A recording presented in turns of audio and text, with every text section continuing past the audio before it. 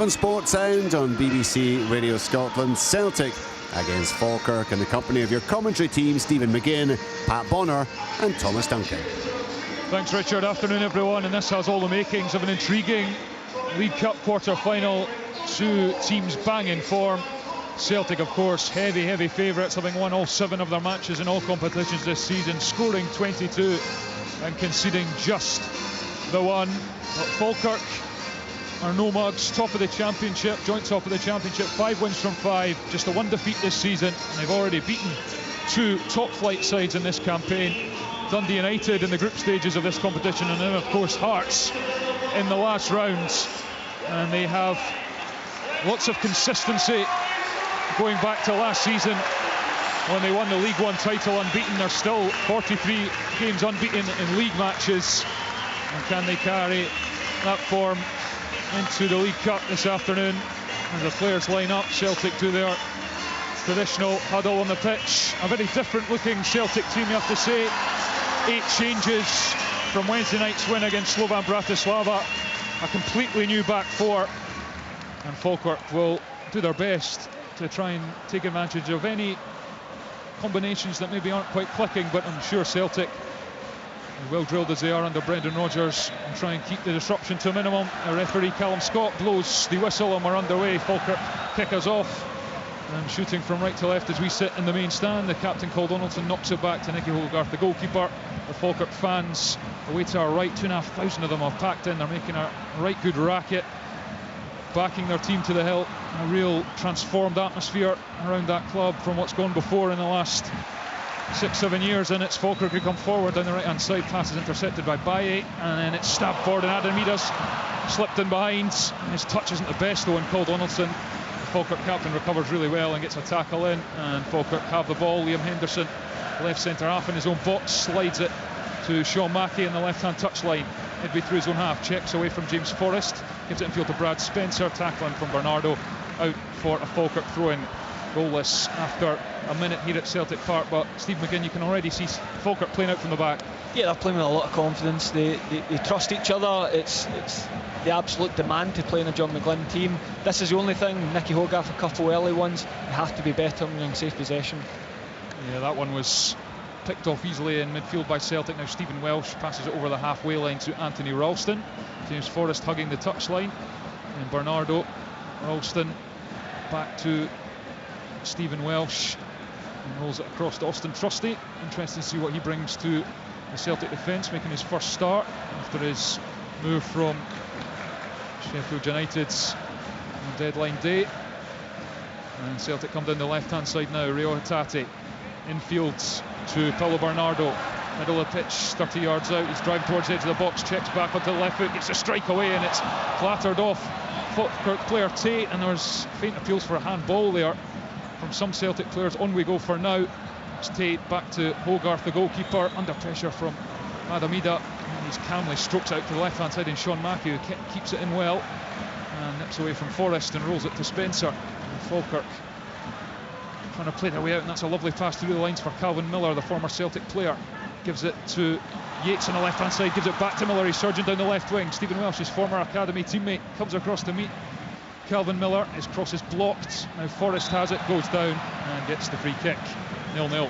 Yeah, really good confidence from Falkirk, you know, trusting their goalkeeper, playing it back. I know he had a couple of long passes, medium to long passes that sort of didn't go to where he intended it to go to him, but they're trusting him because they want to play, they want to get a hold of the ball, and they moved the ball really well down this left hand side on that occasion, and just the cross was blocked. Here's James Forrest midway through the Falkirk half, just a couple of yards in from the right hand touchline, goes back to Stephen Welsh, and then all the way back to Kasper Schmeichel, former Falkirk player Kasper Schmeichel, of course. And here's Rio Hatate, left hand side for Celtic. Now Palma back to Callum McGregor, one of just 3 to keep his place from Wednesday night. The captain, ever present. Here's Forrest, right hand corner of the box, infield to Bernardo, takes it on the turn, gets onto the left foot, gives it across to Forrest, takes a strike on goal, and Nicky Hogarth, full stretch, tips it round his right hand post. a brilliant save. As I said, Nicky Hogarth's going to have a big afternoon. Really good start. It looked as if it was just going to creep into the top corner. A brilliant save from Nicky Hogarth. Yeah, good play by Bernardo there, getting himself forward into a good position. Just see him hobbling a little bit at the moment where he's taking a knock, I think, when he twisted back, but picked out Forrest, and Forrest having the ability just to dink that ball. What a great save it was. Corner comes in from Palm on the far side, whipped to the near post, and it has to be dealt with by Mackey, and it'll be another Celtic corner on the far side. Well, John McGlynn said pre-match that his goalkeeper would have to have a good afternoon, and he's had one, at least with that save, to turn the effort round the post. Another Celtic corner though on the far side.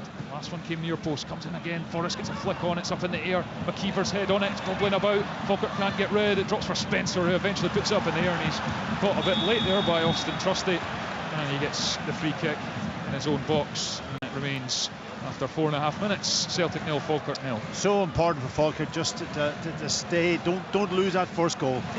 Just allow yourself. They've settled into the game quite well, but just from a defensive perspective, don't lose it to put you on the back foot and allow Celtic to really be confident. Just stay in the game for a period.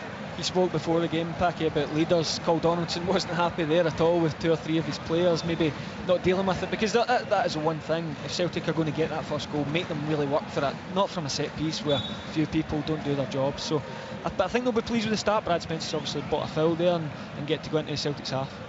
And that's McKeever wins the long goal kick, flips it on, it comes back to Miller, who tries to take it on the chest, but it drops for Bernardo, gives it to Forrest, is then chipped on it behind for Adamida. He's trying to skip away, but the goalkeeper Hogarth was really alert, came out and just knocks it out for a throw-in on this near side. But that's a couple of times Adamida's just run off the shoulder. Yeah, and that ball, the first one actually, he controlled it. He probably could have let the ball run through him, and I think he would have probably been in goal. That time he did let it run through him, and the goalkeeper just picked up a really good position, because he read the situation really well. Do I come, do I stay? And eventually had to come, and he knocked it out of play. But that's good goalkeeping. That'll be the biggest difference that the players will notice today, especially that back four. At the level of football they're playing at, you don't get that constant running in behind and the sheer pace of Celtic. And a couple of times the back four's not looked as steady, because it's something they probably don't have to work on very often. Goalless start here after 6 minutes, but intense from both teams nonetheless. Here's Lewis Palma hugging the touchline on the far side for Celtic. Good pressure from Alfredo Aguiman, the Falkirk winger, forces it back to Trusty and then along to Stephen Welsh. Celtic, of course, desperate to get their hands on this trophy. They've won it 7 out of the last 10 seasons, but beaten by Kilmarnock in the last 16 last season. And still in Tate and fouls Paulo Bernardo in the middle of the pitch. Celtic get on with it, and that defeat last August at Rugby Park is Brendan Rodgers' only domestic cup defeat in charge of Celtic. An absolutely terrific record. And here's Stephen Welsh along the grass to James Forrest on the right hand touchline. Back to Welsh. Callum McGregor furiously gesturing, he wants his centre back to carry it forward a bit. Here's Aye on the far side into Palma. First start of the season for Luis Palma as well, restricted to just a handful of substitute appearances so far. Here's McGregor in the centre circle. Welsh, entire Celtic team bar the goalkeeper in the Falkirk half. Here's Trusty carrying it forwards, forced to turn away from the Falkirk goal though. Callum McGregor square for Stephen Welsh, who's looking up, he spotted a run at the back post, not the best ball. Donaldson heads it away. Welsh heads it forward, but only to Sean Mackey. Touch isn't good. Anthony Ralston steps in, gives it to Forrest, and Bernardo. Forrest back, but that's poor from James Forrest. Given away, and now Falkirk will try and counter-attack. And here's Calvin Miller up the left-hand side. He's got Callum McGregor and Stephen Welsh in front of him. He tries to slip the ball into Yates, but it's blocked and breaks for Ralston. It was a brilliant run from Yates. He just has to feed the grass. He's tried to find Finn Yates' feet, and it's a ball in behind again. Falkirk defence again though. Nicky Hogarth alert and speeds up from his goal mouth to get there before Luis Palma. Yeah, that was a couple of times Calvin Miller, he bombed up the left hand side. The first one was a cross that he tried, an early cross, but it was blocked. That time as we passed, it was also blocked. Just a wee bit more composure in that final third of the pitch, because he's got the pace, he can get forward, and he'll work himself up and down, but it's the final ball that's critical.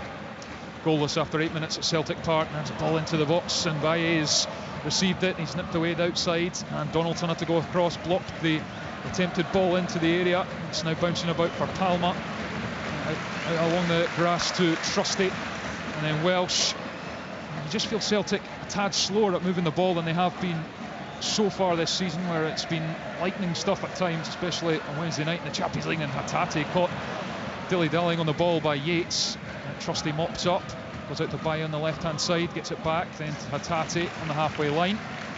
Forward pass for McGregor. A couple of touches towards the right-hand side, McGregor, then gives it to Ralston. Now Forrest, got Sean Mackey in front. Inside ball is picked off. It was intended for Bernardo, but Tate intercepted. Now gives it to Miller. And he rides a couple of challenges, but Bernardo eventually takes it off him. And Celtic's so good at recovering possession, and Hatate takes one over. Adamida again, good first touch this time, right hand side of the box, cross deflected, and Donaldson comes across and puts it away, and then the flag. That late flag again, Stephen. I'm sure that annoyed you when you were playing. It annoys me when I sit up here and watch it at times, and I know why, but at the end of the day, if you're off and you're well off, put the flag up and then they can deal with it. They're trying to be really aggressive with their back line. They keep trying to steal yards all the time, but it's just that relentless running from Celtic that's just really hemming them in. That bit you're talking about, Calvin Miller down the line, it's how they play. It's how they play in the Championship. They're almost relentless with it, with two wingers getting it and get it into the box quickly, but probably in this environment it maybe has to come out again and spend a bit of time with the ball. Henderson, that's a brilliant pass out from the back to Miller, and he's pinged a right for the ball. Look for the switch to Keelan Adams on the right back position, rampaging forward, but it's overhit. But yeah, I have to say it's refreshing, Stephen, because you don't see loads of teams playing with wingers, especially in our top flight. A lot of wing backs, and it can get quite stodgy at times, and it's just a team getting the ball to quick guys out wide and having a go. I'm sure you reference Scotland here. Well, you've seen Spain in the Euros. Yeah, two exactly. wingers who were young, one very young was fantastic. Yeah, Lamine Yamal and Nico Williams and Falkirk come forward at Aguiman, and it drops from a keeper, gets the strike on the edge of the box, and it's a sensational finish from Ross McKeever. And Falkirk have stunned Celtic here at Celtic Park in the League Cup quarter-final. What a hit from Ross McKeever. It's Celtic 0, Falkirk 1. It's an unbelievable finish from Ross McKeever.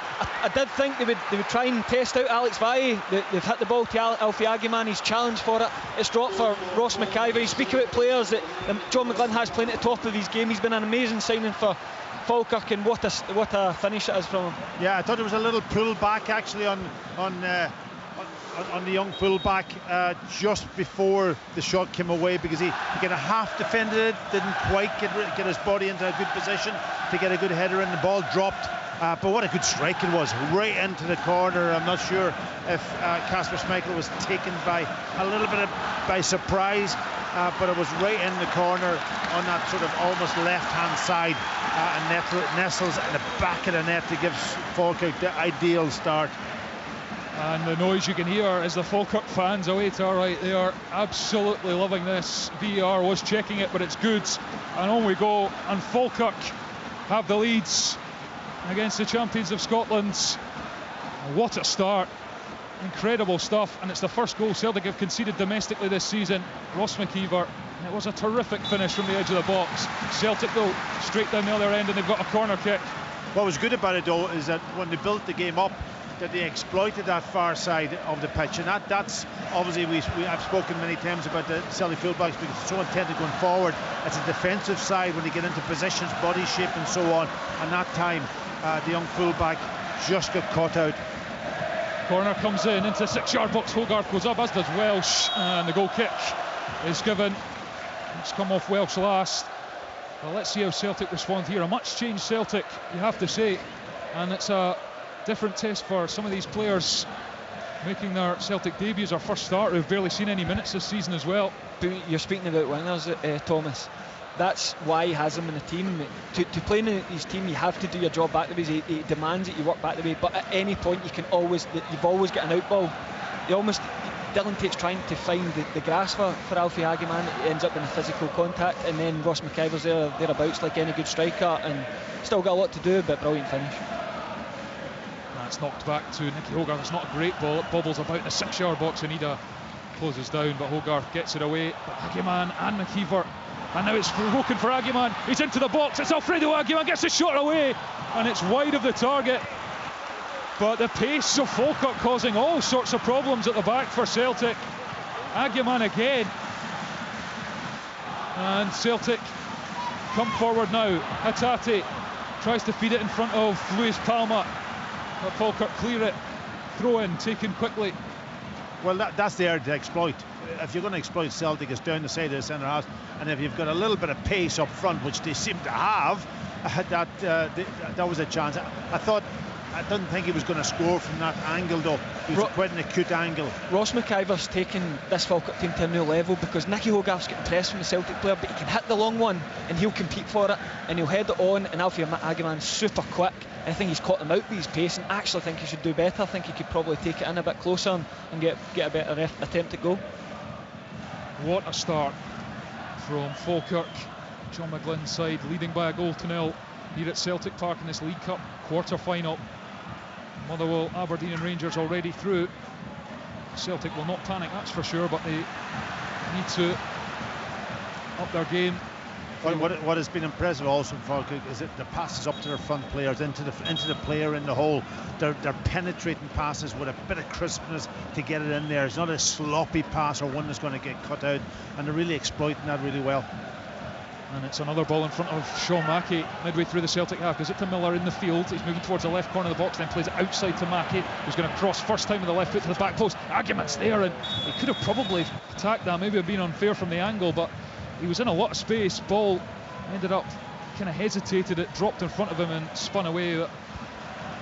Free kick's been given anyway, I think, for offside. And Henderson down the other end stays composed under pressure from Adam Ida, Falkirk defender. Now Spencer dummies a pass and comes towards the left-hand side, gives it to Tate on the halfway line. Spencer back to Liam Henderson, square for Paul Donaldson, and then he goes long this time, and Finn Yates is in behind. He looked offside, but the flag stays down for now. He's up to the right-hand corner of the box, weaving his way towards goal. Austin Trusty stands strong and makes the challenge, and then the offside flag goes up. He was a mile offside. Yeah, a mile. But even from this angle you could see that it was well offside. You're talking about preparing for a game, though. 15 minutes into the game, not just the scoreline, it's the intent. Finn Yates bombing on from midfield. He feels comfortable in the game that he can take off and try and get in behind that Celtic defence. Well, Stephen, you were in the Falkirk dressing room last year. When you see that Celtic have made 8 changes, some of the guys making debuts, etc., that must give you a lift. Yeah, they will have referenced the defence. I mean, that's not the defence we saw in the Champions League the other night with Vickers and Alistair Johnson, Liam Scales, Greg Taylor, which the defence playing at a really high level. We don't know if that's a Celtic defence yet. Some of these guys, there's Welsh and Ralston. As I said, Calvin Miller have been playing against them throughout his youth days. So can we get at them? And so far they're causing them all sorts of problems. It's 1-0 to Falkirk at Celtic Park. Here's Austin Trusty, the Celtic centre-half, rolls it with the left foot over to Rio Hatate, who's a couple of yards in from the left-hand touchline midway through the Falkirk half.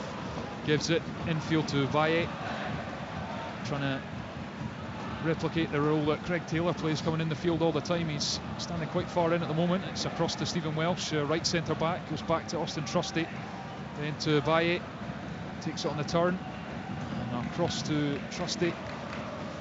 And Welsh, now Bernardo drops deep, gives it to Ralston first time, rolls it with the studs, and again, and knocks it to Welsh. I don't know about you, Packy, but this looks more like the Celtic of last season, where there was a lot of knocking it about the back before going forward. I actually think it's down to Falkirk's organisation, to be honest. There's a good ball forward for Bernardo, who's made the run, but it just skips off the turf and away from behind goal kick. What's happening is when Trusty gets the ball, they're kind of leaving the ball with Trusty, and they're putting a bit of passive pressure on him, and then when the ball's knocked square to Stephen Walsh, it's Calvin Miller that's almost stepping out from his midfield position. He's getting a really good position, the distances, and he's putting that little bit of pressure on Stephen to make him shift the ball again. So they're not cutting him up through the midfielder. If you step off from Stephen will step forward and play into the winger or play to the midfielder, but they're stopping that at source, and that's really working well for them at the moment. Out of possession, there's not a lot of distance between Ross McIver and Paul Donaldson and Liam Henderson. They're trying to stay really, really compact. They'll have worked all week on that, and so far it's paying off. Aguiman controls it on the chest. He's tries to hold off the challenge of Valle, but it goes out for a Celtic throw-in. Valle, on loan from Barcelona, of course, spent last season in the second tier in Spain on loan at Levante. Here's Ralston on the right-hand side. He's looking for a pass infield. There isn't one. Hatate eventually came across, but Ralston gives it to Austin Trusty. Left-footed. Look now, packing the distances there. So compact. Here's Palma coming in. Tries a few tricks. But that plays into Falkirk's hands. Coming in field into a crowded area. Here's Callum McGregor. He's looking up. Knocks it to Aye. Back to McGregor. Celtic not really going anywhere, but McGregor fires it into Edau, touches it to Hatate, helps it back to Adamida. He puts a little nudge in on Liam Henderson, who has to just kind of force it behind for a corner kick to Celtic. It's Celtic 0, Falkirk 1. We've played 19 minutes in this League Cup quarter-final. Yeah, listen, Celtic know that they've got lots of time yet to pull a goal back and then sort of almost get back into the rhythm of the play, but it's been a really interesting game so far. Celtic corner on the far side.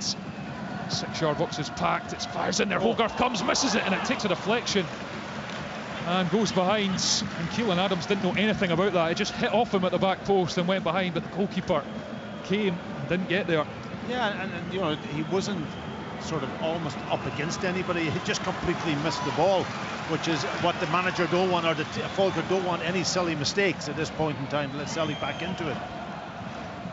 Paulo Bernardo on this near side now, preparing to take the Celtic corner. Swing it in with the right foot, edge of the 6-yard box. Falkirk win the header, flicked away. Hatate goes back to Alex Valle. Callum McGregor puts his hand up, receives the ball. Celtic captain gives it to Ralston, gets the return.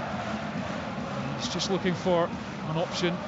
Palma offers it, drops deep, knocks it back to McGregor, and Ralston shifts it away from Tate as he went in to try and nick the ball. Welsh to Trusty, who's got space in front of him to move it a few yards. He goes wide to Hatate, who digs it into the box. Little flicked header, it drops for Paulo Bernardo! And there is the Celtic equaliser.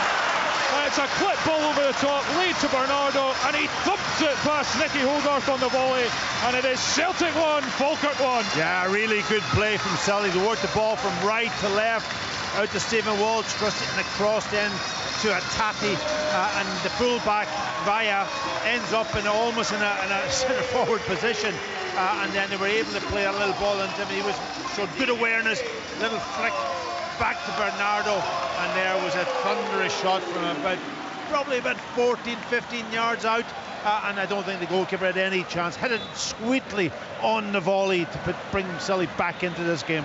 Falkirk had the warning just before the one into Ida. He's tried to lay it off to Rio Hatate, and he's just slipped, and Falkirk were able to get back in. This time they had no answer for it. As you say, brilliant run from Valle, goes to Paulo Bernardo, and that is just pure quality on the volley. Fantastic finish from Paulo Bernardo, a player who could probably count himself unlucky, albeit Arnie Ingles was absolutely outstanding on Wednesday night, but he was so good in the Old Firm win. Paulo Bernardo loses his place.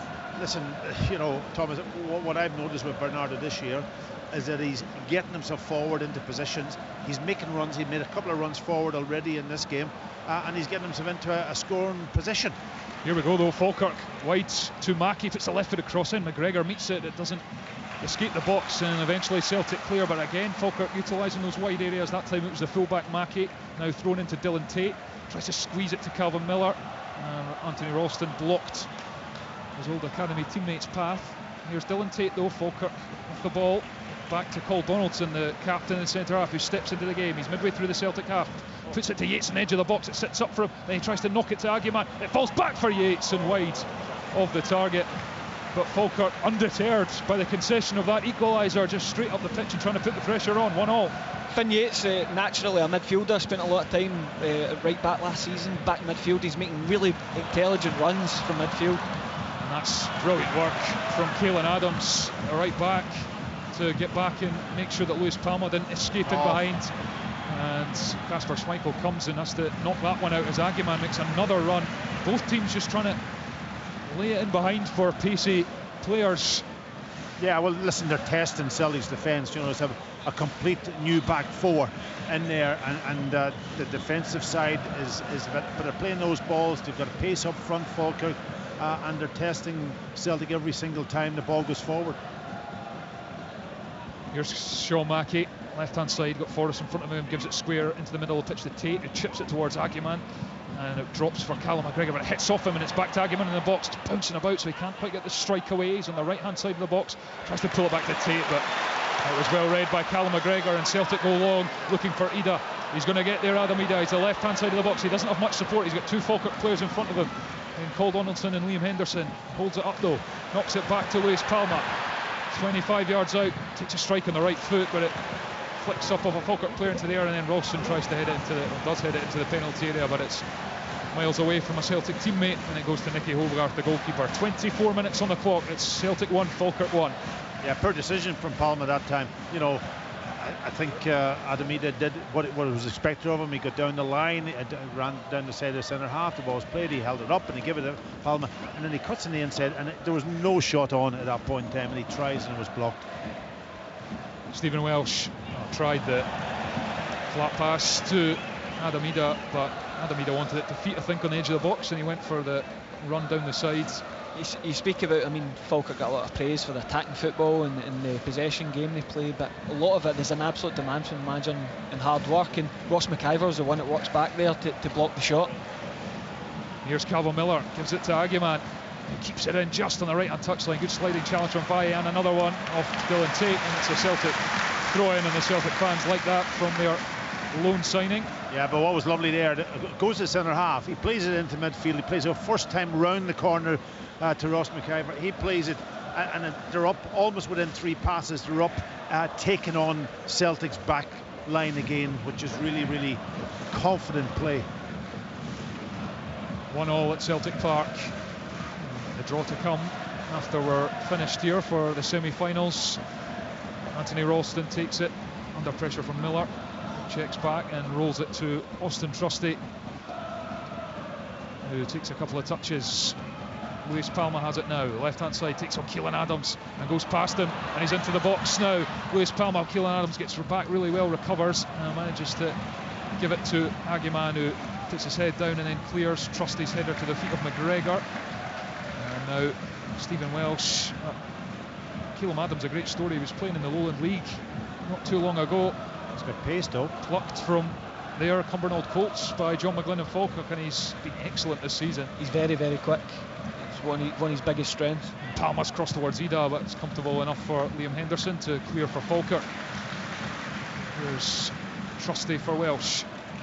Now McGregor through the links to Hatate. Square for Ralston, who's in field. Wide again to Forrest. Now Ralston goes on the outside, but Forrest has it on the right hand corner of the box. Not much space with Brad Spencer in front of him. Back to Stephen Welsh. Hatate, right footed pass back to Stephen Welsh. Infield to Bernardo, first time to Hatate. He's looking for a run. Comes to this near side where he finds Ralston. Then back to Welsh. Falkirk so compact, quite narrow. Not much space between the centre back and the striker. They're just trying to cut off any space that Celtic have, but they found something to give it to Ralston. Then Forrest, first time ball, infield to Hatate, almost breaks for Ida. Ida's still battling in there. It's in the 6-yard box, but Nicky Hogarth flops on it, and the danger is relieved. Nearly 27 minutes played, but it's still Celtic 1, Falkirk 1. I've got to say, I've found this game quite fascinating. Two teams obviously wanting to play good football, and you know, Falkirk's not out of their depth by any means. You know, they're almost like a premier team, and the way that they're playing, the way they're moving the ball, and Celtic then being a goal behind, having to come back, really interesting. By his header up in the air, he's bouncing about in the middle of the Falkirk half. McGregor comes out with it, sliding challenge though from Yates, but it goes to Hatate, fires it into the box, blocked. Then McKeever's little touch for Ralston to pick up in the end, and Welsh under pressure from Miller, knocks it to Trusty, halfway line. Now to Palmer, who's facing away from goal, under pressure. McGregor now square for Ralston. He's got quite a lot of green grass in front of him, Anthony Ralston. Puts it along the deck to Forrest, who's been fairly quiet so far, James Forrest. And he comes in and gives it to Ida, who spins away. Now Bernardo, the goal scorer, on the right-hand touchline, into the middle of the pitch for Welsh. Celtic just probing, looking for that opportunity, looking for that bit of space, but there isn't any, and it's pass is cut out, drops from McKeever. Now Miller takes it away from Ralston, but good strength from the Celtic fullback to hold off the Falkirk winger, and now Hatate has it. Ida on the box, goes with the left-footed shot, but it flies high and wide. Harmless, still 1-0 as we approach the half-hour mark here at Celtic Park. Yeah, so just pinning them back a little bit, Falkirk back onto the edge of their box now. They've just got to, be a little bit more braver and can almost come up, but then you're leaving yourself almost vulnerable with that ball over the top, and that's the danger. But Celtic just taking a wee bit more control of the game. It was the first little spell where they maybe slapped at a couple of clearances and didn't really show that composure, so nice to get a little hold of it again with Nicky Hogarth's goal kick. And again, McKeever looks for Aguiman, and he's found him in behind Baye on the right hand side. Alfredo Aguiman twisting and turning away from his man here. He's right on the touchline on the far side, puts in a couple of step overs, and has he won a corner? Has that come back off him? It has come back off him, so it's a Celtic goal kick. That was unlucky. He did his best to try and win a set piece for his side. It's certainly not the domestic game you would think that some Celtic defenders can be eased into. Alex Valle and Austin Trusty know they're in a game here. The battle between Alex Valle and Alfie Aguiman, it's a brilliant battle. And Ralston tries to curl one in behind for Adam Ida. It's easily intercepted, and then Ralston steamrollers Calvin Miller, helps him to his feet. A little pat on the back. Calvin Miller given his debut by Brendan Rodgers, and he started his career at Celtic and had a decent career in the lower leagues. And another ball in behind the Celtic defence. This time Stephen Welsh reads it and goes back to Kasper Schmeichel. And an ex-Falkirk player, isn't he? Kasper. Started at Man City and was loaned to Falkirk when John Hughes was the manager back in 2007, and was part of the Falkirk team that last won against Celtic in that season. I think he saved a penalty from Craig Beattie as well in that game, so that was a good side, good Falkirk side that. And it was a good Falkirk side, established in the top flight for a few years. And it's off Ralston and out. Actually, it's that same season Falkirk came here and knocked Celtic out of the League Cup on penalties. Perhaps an omen. Here's James Forrestal down the right hand side, gets to the byline, tries to squeeze in the cross, but Hatate slips and it falls for Sean Mackey. Little flip round the corner from Miller, wasn't really the place to do it. McGregor intercepts, he's still got it, and then gets a free kick. The Celtic captain for it's a free kick. He thought it was a throw-in, but it's a free kick. Go quickly, Celtic. But at least Falkirk just trying to get into him, not give him any time. Here's Palma on the left hand side. Celtic squeezing the game once more. Austin Trusty gives it to Hatate, facing away from goal though, as is McGregor, under pressure from Yates. Gives it to Stephen Welsh, spreads the play to the right wing in Forrest. He's not had much space to go at players, James Forrest, so far. Over to Welsh, now Trusty assesses his options, the left centre half. Palma, and then Bernardo, back to Palma, and then the return is intercepted, and here's Dylan Tate for Falkirk. Little outside of the boot pass for Aguiman to run onto. He's crossed the halfway line, he's looking about for some support, but he only sees green and white hook jerseys, but he's battling away in, and the sliding challenge from Palma is good, and it's a Celtic throw-in on the far side. Celtic 1, Falkirk 1, 31 minutes played here at Celtic Park. Yeah, it's interesting, Falkirk's leaving Callum McGregor with quite a lot of space in this first half. They're almost trying to stop the centre halves from stepping into midfield and leaving Callum with the ball, and they're just getting pinned back. Here's a good ball down the side. Hatate for Palma, left hand side of the box. He's in the area, lays it back to the edge. Hatate flick, Callum McGregor runs onto it. Callum McGregor has to strike, and it's come off the outside of the post, but the referee's whistle had gone for offside anyway. But with the form Callum McGregor's in, you're kind of surprised I didn't even find the bottom corner. But apologies, we seem to have lost the line to Celtic Park. Remember, it is 1-1 in that quarter-final, the last of the quarter-finals. The draw of the semi-finals will be made later.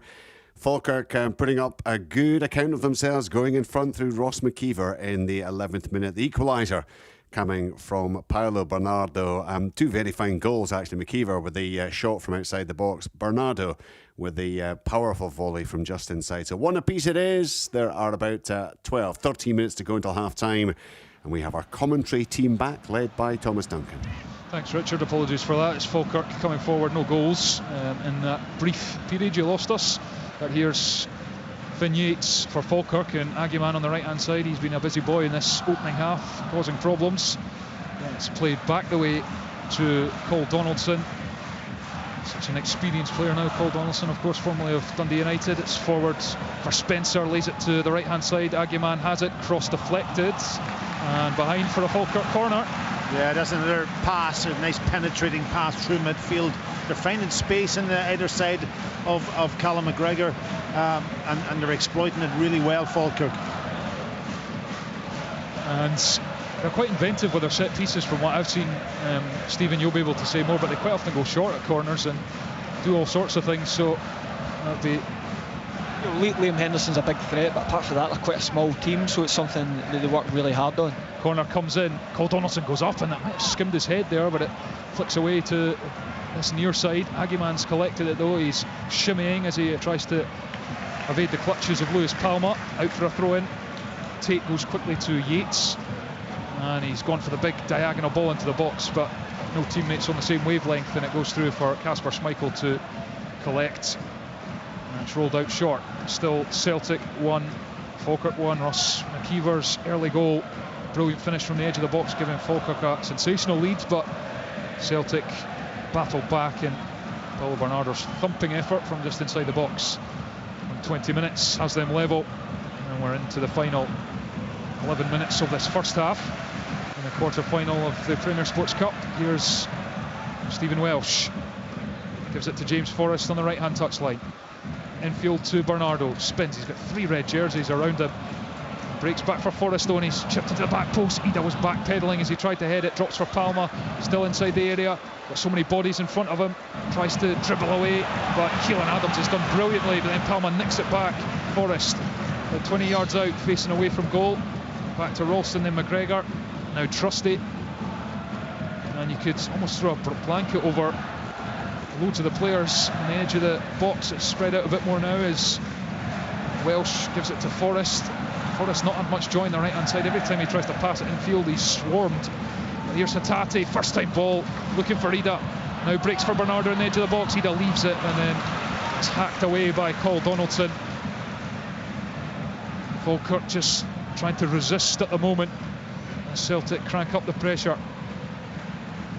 His forward runs are really clever, Paulo Bernardo. He's just constantly making intelligent runs, and Liam Henderson's not sure whether to match a run or stay with Ida.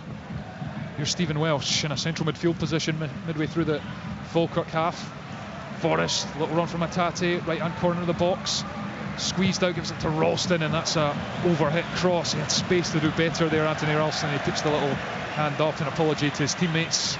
Yeah, that's rustiness. You know, when you haven't been playing, and you know, you come in and you're still able to get into the positions, but the final execution kind of let you down, and that was an example of that from Anthony Ralston. Yeah, he scored against Kilmarnock on the opening day, Anthony Ralston. It's his 5th appearance of the season, but he is very much second choice to Alistair Johnson, and that cross wasn't a great one. Here's Ida, he's got it on the left hand touchline in line with the edge of the Falkirk box, goes backwards to Palma, and then into Trusty, takes a touch with the studs, knocks it to Welsh. Brendan Rodgers watching on the edge of his technical area. Forrest to Bernardo, the goal scorer, back to Welsh. Just all about concentration here for Falkirk, trying to match the runs, shift from side to side as Celtic look for some daylight in the Falkirk ranks that they can try and exploit. Here's Trusty, 30 yards out, gives it to Palma, back to Trusty. McGregor wants it, but it's given to Welsh, looks up. Hatate had made a little run into the box, back to McGregor, and his pass is picked up by Brad Spencer, and it's patient defending from Falkirk, waited for their moment, and then Aguiman is fouled by Alex Valle, and that is, well, you have to say that's exactly what Falkirk and John McGlynn want from their team in terms of discipline out of possession. Yeah, listen, Falkirk won't come up against teams like this too often in the championship, where they're pinned back and they're having to just keep their concentration and getting their distances right, and communication among, and then hopefully playing a counter-attack. I think they're a different type of team. I wouldn't say they play too much in the counter-attack, Stephen, do they? No, they dominate possession, but this is a really important spell. I think it's 7 minutes till half time. If they can just keep it like this, don't give Celtic any encouragement, don't give them any rhythm going into half time, because they're well in the game, they're well in the cup tie. Throw into Yates. He's near the byline for Falkirk and he's put it up in the air. Tate challenges, but it falls for Celtic, but then Yates has done really well to win it back, and he's actually then got a free kick and he thinks about going quickly, but a sensible move would be to get this in the Celtic box. Yeah, absolutely. You know, when you're almost level with the edge of the box, but far out on the right hand side, not too far from the sideline, byline, sorry. And from that perspective, they can get the big guys up, test that Celtic defence again. Absolutely, and the big men are up. It's only Yates and Adams back for Falkirk, and Miller has gone across to the far side to whip this in with a left foot in towards the target. Here he comes, it's whipped in high right to the back post, and it's not a great one, far too close to Kasper Schmeichel, who takes that with ease. Yeah, I think what he was trying to do is play that ball all the way to the back post. I think it was I'm trying to say who it was Sean Mackey maybe coming round the back, but just he got too much height on it, and it was easy for Kasper Schmeichel and took the pressure right off Celtic. Yeah, almost seemed to get too much height on the ball there. It maybe needed to be a bit flatter, a bit more pace. And Trusty, that's a poor pass, and Keelan Adams read it, used his pace to get there, and he's going to get the return as well here. Keelan Adams up towards the edge of the Celtic box on the right hand side. He tries to knock it past Austin Trusty, and it comes off the Celtic defender, and it's gone behind for another Falkirk corner kick. Still 1-1 here at Celtic Park. Brilliant from Keelan Adams. He just reads the game so well, and he's got the pace. He keeps going, and you speak about rewards for working hard as a manager, doing the games, going to loads of games, covering the Lowland League, finding a player that looks really comfortable at this level of football. Yeah, absolutely. He got quite a lot of goals at that level. He stand out. He's been excellent here at Celtic Park at the highest level in Scotland. And Miller's going across to take the corner kick for Falkirk as we hit 40 minutes here at Celtic Park, and the referee Callum Scott blows the whistle. It's whipped in with the left foot into the 6-yard box. Header from Celtic's up in the air, and the free kick is given for the foul on Adam Ida. And it's just a couple of set pieces Falkirk would have liked to have made more of. Yeah, they'll be really frustrated. The first one, Calvin Miller's too high. It's too easy for Kasper Schmeichel, and it's just such a cheap foul to give away when you've got really good territory just before half time. Yeah, just looking at setup from Celtic defensively, you had Adam Ida and you had Vaya almost standing behind the two Falkirk players, with Callum McGregor almost out at the 6-yard box, and there was a space in there. If you get the ball into that area with quality, I think you've got to defend in front in that situation. And that slack from Kasper Schmeichel as they try to clip one out to Anthony Ralston. He sails out the pitch, and Falkirk will have the throw-in midway through the Celtic half, and they've had just a wee bit of spell of territory here, Falkirk, in the last couple of minutes. And can they make it pay and get themselves back in front before half time? It goes backwards to Liam Henderson. Now Finn Yates came through at Aberdeen, and it's Donaldson fizzes one into Spencer, who gets the touch away to Aguiman. It's really good play, and in the end Valle gets there, knocks it to Trusty, then McGregor, and that's really good from Callum McGregor as he knew Aguiman was coming, let it roll across him. But he's still under pressure though as Falkirk put the squeeze on. And yeah, he's under pressure because there's nobody showing properly for him. Falkirk causing problems on the edge of the box. Here's Miller, he's in the penalty area, gets the strike away, but it's straight at Kasper Schmeichel, who jumped and made the save. But brilliant pressure from Falkirk to force that chance. Yeah, it was interesting. Callum McGregor did everything right there. He's twisted, he's turned, he's created space for himself, but nobody actually showed for him to help him, and he had to almost take it on 2 or 3 times, eventually end up losing the ball in a very, very dangerous area. I think just domestically, Callum McGregor, the first bit's so good that usually domestically that's you just out, but Falkirk have been so brave with the press that they're playing really high, and they got after him. It's knocked into Adam Ida, turns to face the goal, he's about 30 yards out. He drops as if he was going to shoot, but then he's driving towards this near touchline. He's not got anyone to give the ball to at the moment, and Liam Henderson does really well to hold him up, and then it's back to Callum McGregor and has to go all the way back through Stephen Welsh, and it means that glimmer of opportunity from Celtic where they found Ida in space is quickly closed down. And Falkirk now back within their shape and frustrated. And I have to say, in terms of efforts on goal, Falkirk have had more of them. In terms of threatening efforts, working Schmeichel, Nicky Hogarth has had one good save to make early on, and then of course was beaten for the goal, but not made to work as much as you would have expected in this first 43 minutes at Celtic Park. McGregor takes it in the Falkirk territory. Trusty gets the return. McGregor, square for Welsh.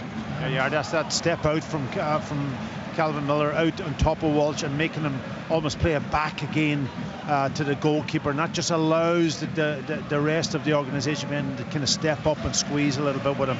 Really good positioning. His body's closed off though, Stephen Welsh. He's never at any point opening up his body to see where Anthony Ralston is and James Forrest is, and his first thought's to go back the way.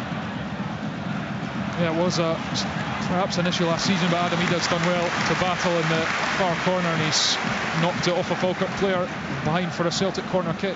But yeah, it's just that when you see, obviously on Thursday night, when you see Carter Vickers and Scales playing it, it's just everything's gone forward quickly. I'll get back to that thought because Celtic have gone short and quick with the corner, and Hatate's caught though by Calvin Miller. And now Falkirk were trying and spring the counter-attack. They've been full of life and vigour. The Championship side. Yeah, a minute to go, almost at half-time, and they take it short. I thought they would put that ball. You know, they had a couple of efforts early on in the game from in-swinging corner kicks, but I like to take it short. Tati getting caught on the edge and allows then Falkirk just to move up the pitch and get their throw in on that right-hand side.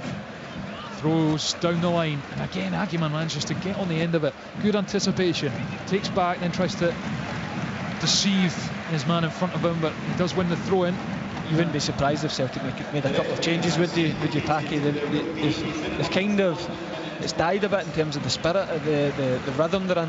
Yeah, but that's what I think, you know, Brendan Rodgers is trying to see there. They're in, Falkirk's in again. Aguiman down the right hand side of the box, he floats it in. Chance. Yates has made the run with a header, and he finds the bottom corner! Another phenomenal moment for Falkirk as Finn Yates heads them back into the lead. Celtic troop back to the halfway line. They can't believe what they're watching as we approach the break. It is Falkirk 2, Celtic 1. In behind the Celtic defence again brilliantly, and that lovely ball to the back post, and nobody picking up Yates, and he had all the time just to steady himself up and get that header back across Kasper Schmeichel into the other side, into the side net, and really good goal, you've got to say. I said earlier, he's back in midfield. Finn Yates, he's made that run all afternoon. I don't think that's a Celtic defence at the minute. They're causing them all sorts of problems, Falkirk. They've won the ball back. I think Alex Weiss went down. I think he's complaining about a flailing arm from Alfie Aguiman. They've turned it over, and it's a brilliant ball to the back post and a really controlled header from Finn Yates. Yeah, Celtic are appealing for something, and VAR is checking. It says on our screens here at the stadium for a possible offside. So it's only going to be from Aguiman on that right hand side, because he got in so easily. No, goal given. Check complete. Falkirk's lead does stand, and some of the members of the Falkirk squad down in front of us in the stand really enjoyed that one. Not sure the Celtic fans sitting around them did, but it's 2-1 to Falkirk in this Premier Sports Cup quarter-final, and the Falkirk fans are absolutely making a racket. They are loving what they're seeing from their team, and it just continues the brilliant start to the season they've had. Still a long way to go. Celtic have already hit back once, and they'll need to do it again. And there's the half-time whistle, and Brendan Rodgers calmly walks down the tunnel. The Celtic players start to jog to try and almost inject some urgency, because Falkirk have turned up here to Celtic Park as we expected they might, given the form they're in. They've already beaten Dundee United and Hearts in this competition this season. Perfect record in the league, and they've had a goal, and it has absolutely come off to a T so far. They had the lead after 11 minutes when Aguiman battled, won the ball, and it fell to Ross McKeever, who took a touch and buried it from the edge of the box low into the bottom corner past Kasper Schmeichel. That sparked jubilant scenes, but we knew there would be a response from Celtic. They had lots of territory without creating lots of chances, but they did hit back, Good work from Ida in the build-up. Ball fell to Paulo Bernardo, 20 minutes, and he thumped it in on the volley past Hogarth before he could really blink.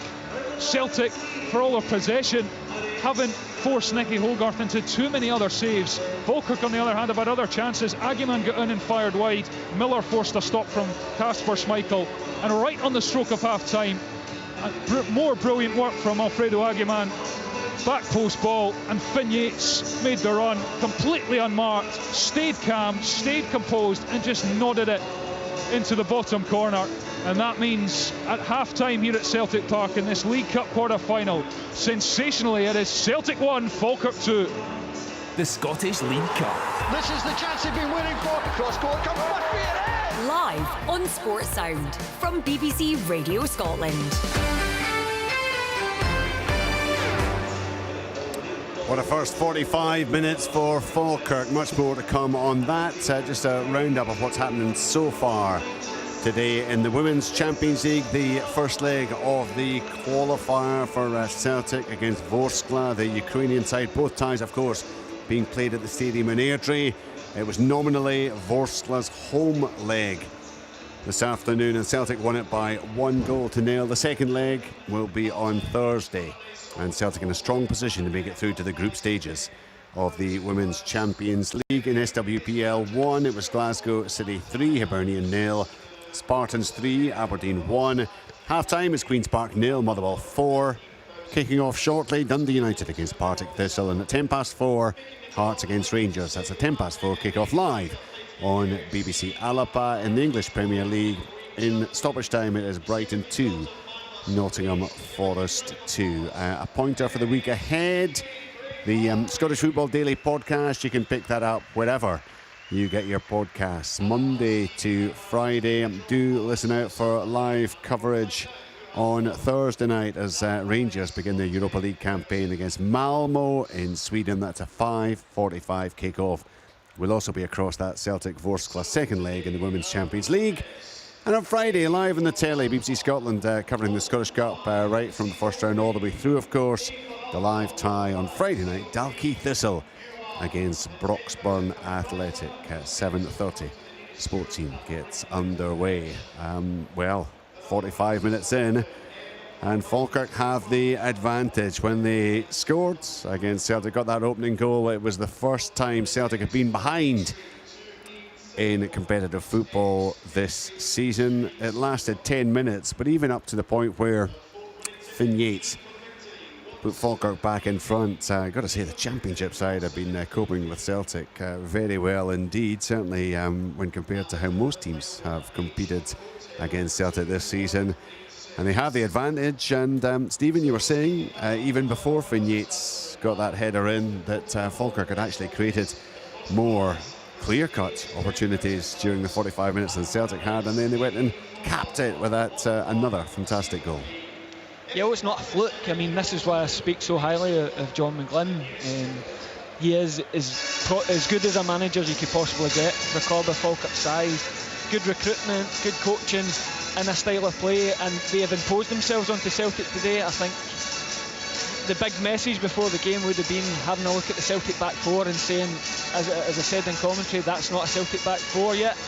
Might be long term, but it's not at the minute. Can we get at them? And I think they've caused them all sorts of problems. Alex Bailly, making his debut today, has had one hell of a battle in his hands with Alfie Aguiman, and I think Aguiman's come out the better. I think he's had the upper hand of the battle, and they've just constantly asked questions of Celtic and been so brave all the time.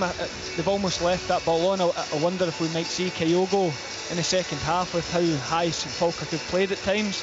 Adam Ida's got in a couple of times and not really punished Falkirk, but so brave, and it makes for such a good watch. And as I said to you, they're well in the cup tie, obviously leading, but they can pull this off here if they get through the next 20 minutes.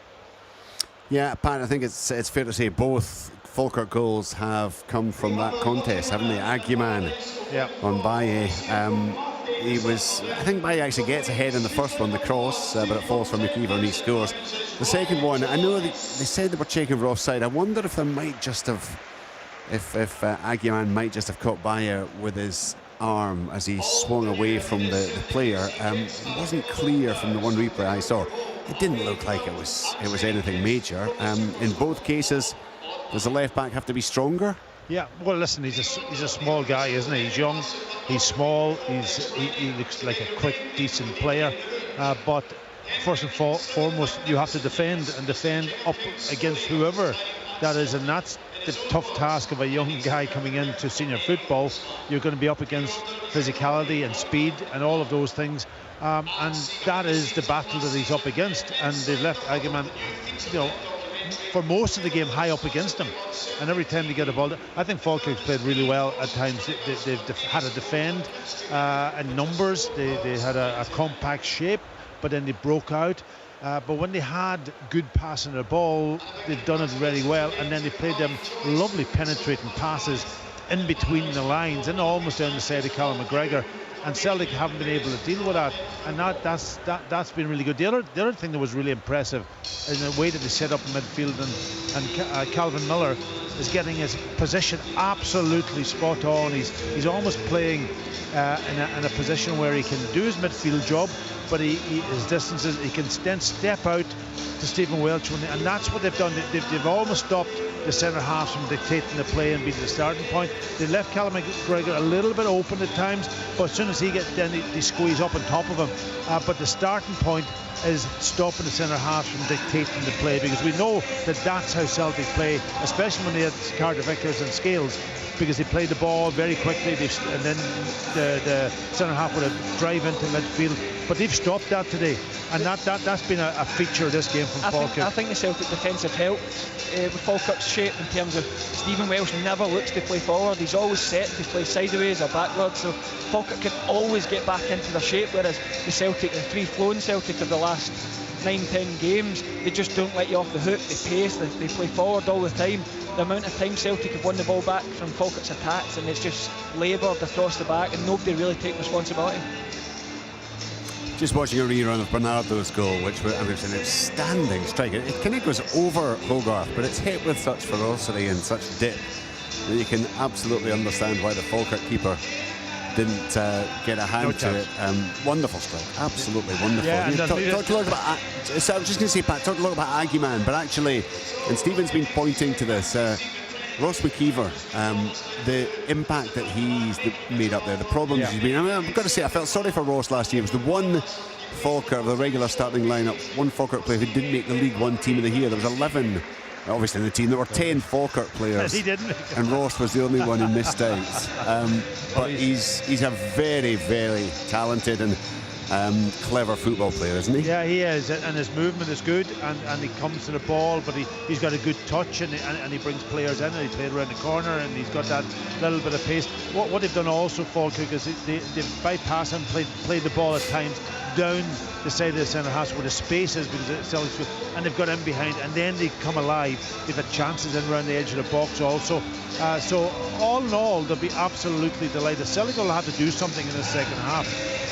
They'll have to either put on subs, they'll have to up the tempo a little bit. It hasn't flowed the way that we've seen, and that's again down to the way I think Falkirk have defended and have structured their team, and it stopped Celtic from just getting through them, and Celtic when they play those little balls in first time, very hard to get close, but you don't have to go too close. You just get your structure nice and tight, and that forces them then down the outside, and the fullbacks have done well up against the wingers also. Palma hasn't done really anything over on that other hand side, and maybe that's a question. Is he going to be a player that can contribute to the Celtic? We know how Maeda, when he's there, he's got pace, he's got strength, he knocked the ball by, and he's got. Palma doesn't do that. He comes on the inside a few times and he makes wrong decisions. Look, it's going to be really interesting to see if Brendan Rodgers, what kind of changes you assume he's going to make at half-time. Back to that in a moment or two. Let's go quickly to the Celtic women, because it's been an excellent start to their two-legged affair against Vorskla. Charlotte Cohen was at the stadium in Airdrie. Yes, I was indeed. A great win, 1-0. Was a little bit tight at times. Vorskla had a couple of really good chances, should have probably scored, but Celtic had a fair few of their own as well. So yeah, they've got that 1-0 lead to take into the second leg, which is also in Airdrie. Hopefully if they can come out on top on that one, then Champions League group stage awaits. Yeah, I mean, clearly, and from what I'm told, because I've heard from people who were out at the game, saying that this was a step up in class for Celtic in terms of the opposition they faced, not just domestically this season, but in Europe as well. Yeah, it was much more evenly matched, I think, than what we've seen from Celtic so far this season. But you know, they got the job done today. It was tough for them at times, but you know, they've got the win to go into the second leg, so that's kind of all they will have been hoping for at the start of today. And in terms of the goal that they got, it came early, didn't it? Yes, it did very early. Murphy Agnew with that one. They threatened a couple of times. Lucy Ashworth Clifford should have maybe had one for herself as well, but as I said, it's job done for them in the first leg, so we'll see what happens on Thursday night. Fingers crossed for Thursday. We'll be right across that one as well. Well done to the Celtic women, who have that 1-0 advantage for the second leg, as Charlotte was saying, back at that stadium in Airdrie on Thursday night. Stephen McGinn, this, I think, in a lot of respects, in terms of how Falkirk have shown up this afternoon, will not come as a surprise to you, Stephen, does it? No, not at all. I mean, I didn't expect at the start of the day that Falkirk would be leading the first half, but I knew that people here would appreciate how good a side they are. I know how they play. I know how the manager is. Even in the second half, it's not going to be 11 men behind the ball for 45 minutes because he knows they'll lose. They will get back, they'll get behind the numbers, they'll be in a compact shape, but at all times they'll keep trying to go in behind because it's the only way they can relieve any pressure. They're good at it, they're playing full of confidence. There's probably players playing above their level. I mean, and within a good team that's winning all the time, they're just playing with so much confidence.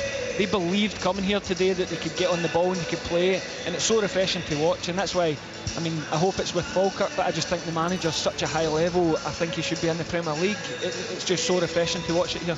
Well, I'm sure Falkirk will be delighted going to the Premier League with him as manager next year, hopefully. That's the thing, because this is quality. I'm telling you, this is Pat, not championship. you've been watching a lot of Celtic this season. I mean, Falkirk have actually they've held up against Celtic better than any other side. I know Celtic make changes, but even so, they've held up better against Celtic than any other side I've seen this season. Yeah, listen, they had to defend at times. There's no question Celtic would have more of the ball. But what I've liked about it is the way that they've stepped out and played then. You know, it's not just about defending, they've kept the ball. They've moved it nice and quickly also. You know, they've got a little bit, they've got pace. Not a little bit, they've got plenty of pace in the team. Very impressive with Dylan Tate in the middle of the pitch. Listen, the 2 goals were exceptional. You know, we talked about Ross McIver. What a beautiful strike of a striker of the ball when he hit that. You know, I don't know, you would have probably maybe seen it. Did you see the goals, Richard? Yeah. He's I mean, he's actually, although he's hit it with power, he's also got a bit of curve, and it's gone round the Celtic defender Kasper Schmeichel, slightly unsighted, I suppose, but it's curled just inside the post, Pat. It's a magnificent strike. Beautiful strike. And I should say, I've seen a replay of the second one. Absolutely nothing. I mean, whether there was any contact at all between Aguiman and Baye, there's no way the fullback should be. But after that, down. of course, the setup was beautiful. Well, you know, getting the back and knocking at the back post, and there was a beautiful, I've got to say, a beautiful head. We were right behind it, and that was the only place probably he could have beat Kasper Schmeichel back across him into that far corner in the side netting, and he did it absolutely beautiful. Good composure, compact header with a real power in it, and it was a really good goal. So those, and they had other chances, but those were the 2 outstanding moments, and they got goals from it, and that puts them in a fantastic position. They're just coming on now. Celtic will have to, as I said just before, they will have to do something, whether that's about tempo, whether that's about the group of players. I don't see any substitutions at this moment in time. I was just looking there, Pat, to see Telly were focusing very heavily on Greg Taylor doing his warm-up at half-time, so I can only assume that they too have been chatting about the I think changes will come, Richard. Time. Well, they'll have to, won't they? They will. I think if they don't, they'll be hoping to get that goal back pretty quickly in the second half, just because the longer the game goes on, the more anxious the crowd becomes and so on too. And they don't want to, listen, they didn't win this competition last year. They want to make amends this year. They're one step away from Hampden, and who knows who they're going to get in that particular game, but they want to be there. That's the key. Exactly. Look, that's a big challenge facing them right now, because right now they are heading out of the competition. 2-1 Falkirk at Celtic Park. Live second half commentary here on Sports Sound with Stephen McGinn, Pat Bonner and Thomas Duncan. Thanks, Richard. No changes, as the guys were saying, as far as we can see, and Celtic will need to change something in their performance, as Falkirk have been outstanding and lead 2-1. I was having a little look at the stats as well. 5 shots apiece, 2 on target for Celtic, 3 for Falkirk, and they lead 2-1. John McGlynn's sides have carried out the game plan to perfection, but there's still a long way to go. And when you look at that Celtic bench, Kyogo, Kuhn, Engels, probably the pick of the players on the bench for Celtic this afternoon, and they are all game changers in their own way. Mark Falkirk with the ball here as Tate looks to curl one into the channel, but he's miscued it and he's put it out for a Celtic throw-in. Celtic will have to find solutions, and here's Baye with the throw-in, and he's, despite struggling to deal with Alfredo Aguiman on that left-hand side in terms of just physicality and pace, he's still on the pitch, given the chance to adjust and try and influence the game. As McGregor knocks it to Stephen Welsh, and that's an under-hit pass from Welsh to Ralston, which allowed Miller in, but fortunately for Celtic, it's come off their former player and gone out for a throw-in on the far side. But it's what you were mentioning, Stephen, just the confidence from the passing at the back. There's not enough zip on it, maybe not enough, aggressiveness in terms of. He just didn't look confident at all with it. Stephen Welsh feeding it to Ralston.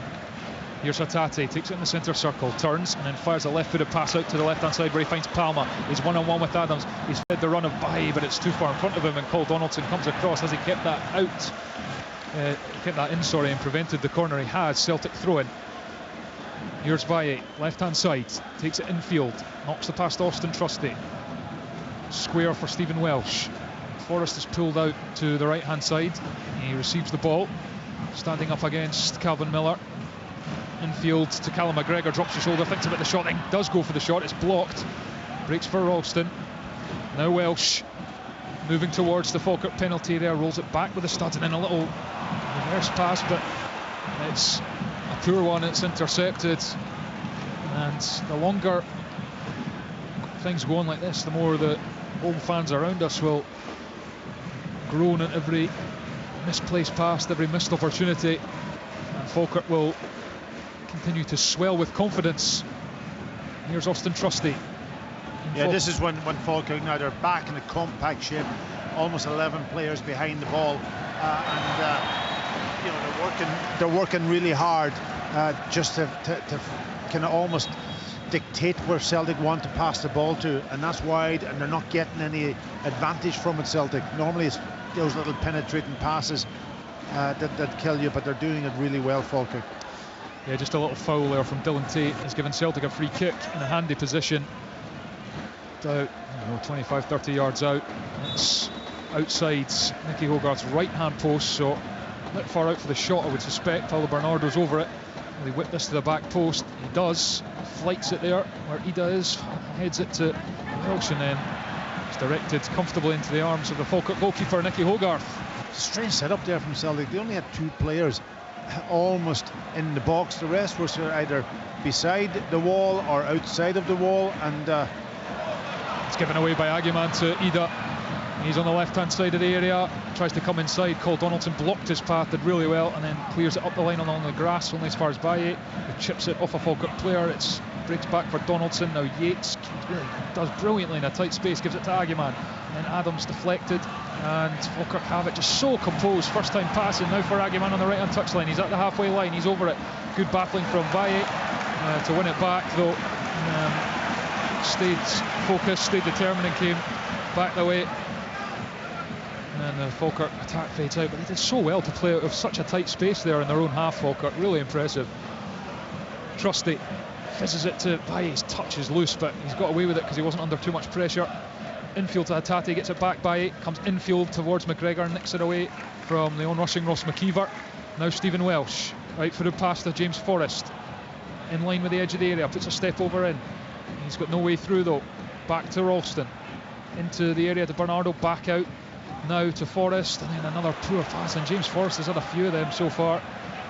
Trusty into Baye, out to Luis Palma.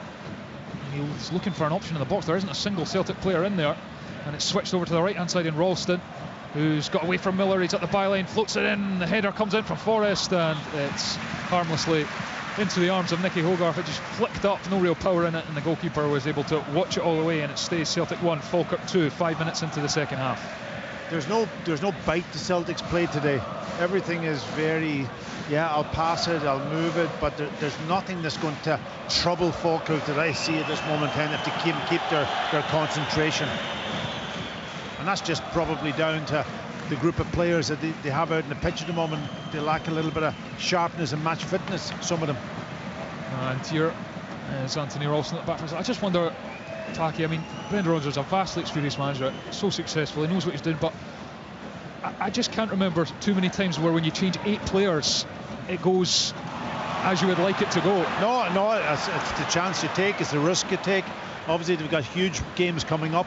And he's obviously won the rest. Here's Aguiman with a cross into the box. Trusty's at the front post to make the interception, but again Alfredo Aguiman getting up the right hand side for Falkirk. They're still carrying that threat as Schmeichel tries to play it out from the back, and it gives it to Trusty, left hand side. He's chipped it forward for Ida, who tries to flick it to Palma, but it skims over his head and goes back to Liam Henderson, and Falkirk have it at the back. But that's Calvin Miller just giving all the way across to really try and hem Celtic in. Don't let them get into a rhythm, don't let them get their head up and start to move you side to side, keep putting them under pressure.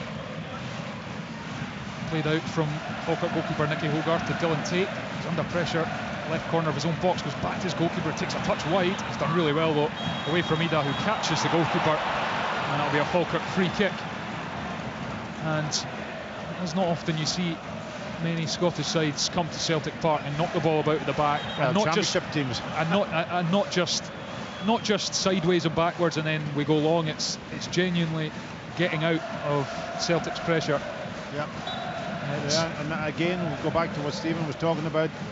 You have a coach who understands all about that, how he can set the team up, and he works probably on it every week, and that's how they play in the division. So that's not unnatural to them. It's the other part of the game, having to defend when they don't have the ball, and that's a bit they've also been impressive with today. Cal McGregor, poor pass from him, but he manages to cling on to it, and it's Welsh fizzed in this time to Bernardo. Now Celtic are on the move. Forrest on the right hand side of the Falkirk box into Tati, but it's behind him and the touch is poor and the groans, but Falkirk losing the edge of the box. Ida goes down and gets the free kick. We gave him a lot of praise in the first half, Alfie Aguiman, but that's 2 or 3 times he's not started this second half really slack, and he's gave up a free kick to Celtic just in the D outside the box, a really slack touch. Yeah, there's one of them is right in the middle of the pitch too, where difficult for the goalkeeper. Yeah, they've a player down injured. Yeah, is that Ross McIver? McIver, yeah, and he's down in a heap down the other end of the pitch. Celtic have a free kick right in the centre circle. It's pretty central. If you saw Sports Scene last night, or you were up in Dingwall, Nicky Clark territory with his 2 yesterday, but there'll be a conversation with the Celtic players to decide who has a pop here. Meanwhile, Ross McIver is receiving some treatment, and Finn Yates comes across to get some water on. That's his first ever Falkirk goal he'd scored this afternoon. Yeah, Ross McIver's afternoon's up, but this would be a huge blow on the day for Falkirk. As we say, such a big player, but you hope it's nothing serious because he is crucial to them winning the championship this season. Yeah, and they have got a couple of injuries at the moment. I can see Aidan Nisbet sitting down in front of us. A few other players. Callum Morrison, I think, is out for the foreseeable future. Obviously banged in 23 goals for them last season. So if you were to lose your number 9 for any length of time, it would be a blow in terms of their hopes for the season. But he's on his feet, Ross McIver, but he's certainly moving gingerly, got the socks rolled down, and it's going to be Gary Oliver to come on in his place. And what will he bring, Stephen McGinn? Well, he's a different type of player. He's predominantly been a midfielder in the last few years, started out as a striker at Hearts, and he is different. He'll try and hold it up, but not the physical presence of Ross McIver, and obviously not playing there for a long time. And it's Paulo Bernardo who's going to take this free kick for Celtic. It's just inside the D, very central. Falkirk with the wall spread out, and it's going to be Paulo Bernardo, a couple of steps, takes towards the ball, and he's put it over the crossbar, and it's taken a nick though, and it's a corner kick. Yeah, that nick was important because I think it might have been on target. He's hit it with a good bit of pace. It's just that wall doing its job. Now Bernardo's going across to take this corner. He scored Celtic's goal in the first half. Takes the right arm up, he's ready to take. And Falkirk with some defending to do to maintain their lead. They lead 2-1. It's fired into the near post, it's bouncing about. And eventually Falkirk clear, and here's Miller who has it, trying to get out. Hatate puts a challenge in, he squeezes it to Aguiman, who puts the head down and goes over the halfway line. Hatate's come all the way back with him, and he's still going. Aguiman, did that stay in? No, it did not. The linesman's flag goes up, and Aguiman just to run it out of the park. He's a handful, that's for sure. Just that range. It doesn't actually look like he's moving too quickly, but he's just got that rangy stride. Yeah, there's not a lot of clubs that have got that option when you're defending a corner. You can break out and you've got someone who can carry the ball 30 or 40 yards, and it's going to be big. That type of run's going to be huge for Falkirk for the rest of the game. You're listening to Sports Sound live on BBC Radio Scotland. Celtic trailing Falkirk in the League Cup quarter-final by 2-1 here at Celtic Park. It is Celtic with a ball that Palma dispossessed by Tate on this near side. And I wonder how long it will be before Brendan Rodgers looks to his bench. There are substitutes warming up behind the Falkirk goal for Celtic as Alex Valle throws the ball in, and the return from Hatate goes straight out. And well, that is kind of sums up Celtic. There's not been the reaction you would have expected at half-time in terms of intensity and trying to put Falkirk under serious pressure. As Cole Donaldson tries to get out of a tight spot at the back, the Falkirk captain sends it long. Oliver tussles, breaks for Miller, who gets something onto it, and he is dispossessed by Welsh, but Aguiman's there to pick it up. Falkirk nearing the Celtic box. It's Keelan Adams down towards the corner of the box, tries to touch it past Baye, but he makes a good block on the pass, and now he has the ball. The Barcelona loanee, good feet, tries to feed Ida, but it's straight to Cole Donaldson. Then Tate steps away from him, advantage being played. Baye he's just struggling, you can see it. He's few loose passes, wasn't on his toes for the return from the throw in there, and it's just he's struggling on his Celtic debut. And now another Falkirk player goes down on that far side. It's usually Celtic make substitutions around the 60-minute mark. You'd be shocked if Greg Taylor wasn't one of them in terms of his debut, and he looks a bit tired now. He's looking to get a bit ragged, Alex Valle. Here's Brad Spencer in the middle of the park for Falkirk. He's gone with a big pass out to the left-hand side. It's an excellent one for Calvin Miller, which he's disappointed that he didn't control that properly. He's gone out for a throw-in. Bernardo returns it to Ralston, and then Welsh doesn't use it wisely, and Falkirk just putting the pressure on, and Celtic eventually work it along the edge of their own penalty area. They trail Falkirk by 2-1. Big upset on the cards here at Celtic Park. They've played 13 minutes in the second half as Trusty goes square to Stephen Welsh, the centre back. Now out to the right hand side, and Forrest, who's dropped very deep. Infield to McGregor, and he's dribbling forward, Callum McGregor, and he's curled it out to the left hand side where Lewis Palma is. Edge of the box, goes with a left footed cross, but it's straight down the throat of Nicky Hogarth. And I don't think Celtic have, apart from Bernardo's free kick, which flicked over via deflection, of Celtic had an attempt on goal really in this second half. Yeah, it's been disappointing, really. That opportunity to go and take the player on, he just throws in a lazy cross, early cross, and straight into the goalkeeper's hands. He's got to be much more aggressive and intent of going and taking the full-back on, Palma. And it's Falkirk again. They go down the line, and Miller just can't keep that one in. Falkirk dreaming of Hampden. At the moment they are on course to face one of Motherwell, Rangers or Aberdeen. Celtic needs a response. Here's Hatate, takes it in the Falkirk half, gives it to Palma, then infield pass to Baye, who was kind of almost stumbling as he tried to move the ball away, and then he's been too keen to redeem himself and given away the foul. And I think it's Greg Taylor time, probably. Yep, he's just peeked out from the dugout, and there's 3 Celtic subs coming. Arnie Engels is going to be another one. It's coming on. It's going to be 4. And Yang is coming on. Engels is coming on. Taylor's coming on. And Kuhn is the 4th. Hatate makes way. And there as Arnie Engels gets a warm reception. Fantastic performance Wednesday night against Bratislava. Luis Palma makes way, Rio Hatate makes way, and James Forrest, he's had a disappointing afternoon as well, not really impacted the game. And you would expect these substitutions package. You couldn't argue with any of the substitutions, really. None of the players has come off, has made an impact for me in this game. They've worked hard, don't get me wrong, but their sharpness, they don't look as if they're up to the speed that they played on Wednesday night. So now the four good players have come on. Taylor, Engels, Yang, we don't know what he's like from a match fitness perspective, and I'm trying to see, and Kuhn is the other one who can create. And that's intercepted by Falkirk, by Adams, and then there's a challenge that's late by Engels, and Falkirk will have the free kick, which is in a handy position at 10 yards in from the right-hand touchline and not too far from the Celtic box, and they'll try to get bodies in here. Callum McGregor having a word with the referee, Callum Scott.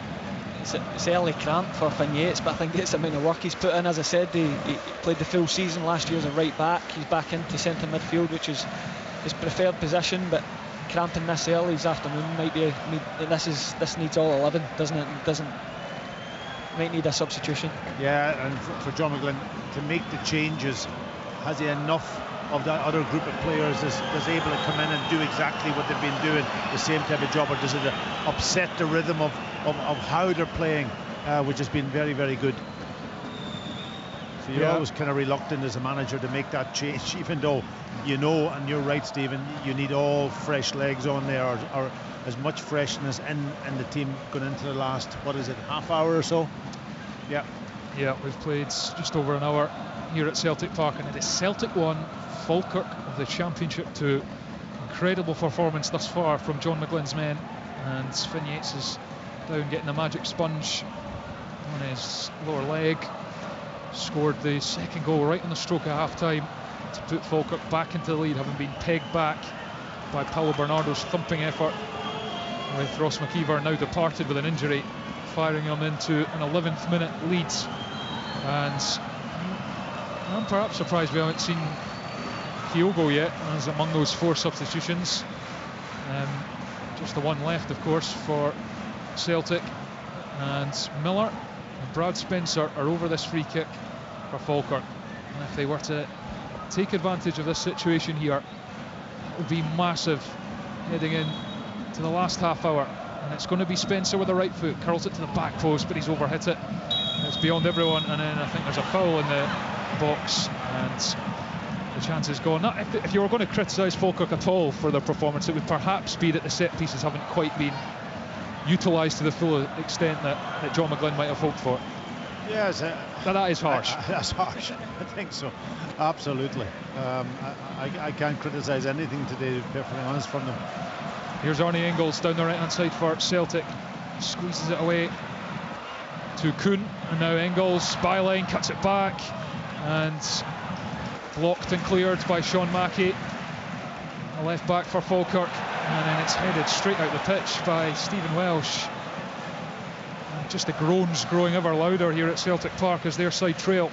Yeah, he's really struggled this afternoon. He didn't have the confidence to bring it down. He's just tried to head it and hope that a Celtic player gets on the end of it, and Celtic fans not happy, but perfect from a Falkirk point of view. Falkirk throwing on the far side, and the referee unhappy with something here, and whistle's gone, but it's pinged down the left-hand touchline anyway, but it's out for a Celtic throw-in. But Arnie Engels not been on the pitch long already, got to the byline and pulled one back, and that's as threatening as Celtic have looked in the last 10 or 15 minutes or so. Here is Stephen Welsh in Falkirk territory, feeds it to Ida, who gives it back to his centre back. Out to the right hand side now, Nicholas Kuhn jinks in the field, he's looking for an option, gives it to Callum McGregor, who rolls it on to Greg Taylor. Now Welsh spreads it to Engels on the right hand side. He's moving towards the box, flicks it with the studs and then moves it to Welsh, then McGregor, then on to Taylor. Taylor left footed to Trusty. Celtic come down the left hand side there, but that's an underhit pass, but Yang does manage to get there, and flicks it off Keelan Adams for a throw-in. Taylor takes it quickly. Austin Trusty controls with the right foot. Scans the pitch. Gives it to Callum McGregor. Ida drops in for an option and then lays it to Stephen Welsh. Ball skips away from Welsh, but he reclaims it. Gives it to Kuhn on the touchline. Darts infield. Gives it to Bernardo. And then Engels. Bernardo, but it's bobbled away from Paulo Bernardo on the edge of the box, and Falkirk clear. It's Trusty heads it away from Aguiman, but Falkirk comfortable at the moment, you would have to say, in terms of without the ball. They lead by 2-1. We've played 20.5 minutes in the second half, and it is Falkirk on course to reach the last 4 of the League Cup, but it's stabbed forward by Celtic and it's chased by Kuhn. And does he keep it in? No, he doesn't, and that will be a Falkirk goal kick. And still the Championship side lead 2-1. And there's going to be a substitution. Michael McKenna is going to replace Finn Yates, who is struggling with an injury for Falkirk. So McKenna for Yates. And Stephen can tell us a bit about what Michael McKenna will bring to things. Yeah, Michael McKenna's obviously, it was the big season for Arbroath when he came so close to winning the league when he scored all his goals, but very experienced player, obviously knows the manager from years ago, worked together at Berwick, so he trusts him to go in there, and I think Finn Yates should be really proud of his performance, going back into midfield in this arena when you've not played in there for so long. Really good hour and a brilliant headed finish. No, you're right. Absolutely a great performance from the young man, and he's picked up that injury, so he has to live on his nerves now for the last probably 20 minutes or so. But it's another boon for John McGlynn, because that was the change he made. Yates for Oliver in terms of the starting 11 for this game, and the young man has repaid him in spades with an all-action performance, including what at the moment is the decisive goal. Liam Henderson, square for Brad Spencer at the back for Falkirk. Spencer pops it to the right hand side, and Adams, who tries to drive beyond Yang, and then it's out by McKenna for a Celtic throw, but Craig Taylor just screaming at the ball boys to try and get the ball as quick as possible, trying to inject some life, some tempo into Celtic's play. And they don't at the moment, and we have to say there are a lot of changes out there and players missing, but they don't look anything like the side that have robbed to 7 victories from 7 so far this season. Here's Callum McGregor. Engels back to McGregor. Falkirk shape just so compact. Trusty. Yang on the left hand side. Drives infield, good pace. He's in towards the edge of the box, gives it to Ida, lays it back to Yang, but it's loose, and then Yang regathers. Yang on the edge of the box with a strike, and Hogarth has to beat it away with both fists to keep the ball out the back of the net. Yeah, good play from Yang, you know, good movement off the ball also to create a little bit of space for him, but he kept going and eventually got that strike away. It was straight at the goalkeeper, a bit like what we've seen on midweek when I think it was Engels that had about 3 or 4 shots straight at the goalkeeper. The goalkeeper did well, got his hands up and parried it away. And corner, and this is another dimension that Engels brings, is his set piece delivery. Here he comes with a right foot, and it's cut right into the area, and the goalkeeper comes and gets a glove on it, and Adams tries to carry it out for Falkirk, and it's broken to Tate, and then the pass wide was intended for the run of Calvin Miller, but it was too far in front. Celtic take the throw in quickly. They have it in Falkirk's half. Engels down the right hand side. Now Ralston back to Callum McGregor, square for Taylor, and Taylor back to McGregor, and Taylor occupying that central position we see him do so often. Trusty for Yang, goes at Adams, who battles really well and wins the ball, but Celtic win the corner. A couple of bright moments from Yang. Yeah, in the last couple of minutes, all afternoon, Palmer just kept going back the way onto his right foot, and Yang's just showed he can go both ways, and it's a totally different battle for Caelan Adams now. Arnie Engels over to this near side now to deliver the corner for Celtic, who trail Falkirk by 2-1. And here he comes, Engels with the right foot, fired into the near post. It's not his best. Mackey's header. Yang picks it up on the left hand side of the box though. Out to Engels, he's going to redeliver with a left foot. Aguiman gets across and stretches out a long leg to block it. Engels goes short with the corner, and Ralston lets that run under his foot. He's under no pressure though, so he gathers Taylor. Back to Ralston on the left hand side, a little inside ball to Kuhn, who puts it across the box, and Adamida is there to find the crucial equaliser for Celtic.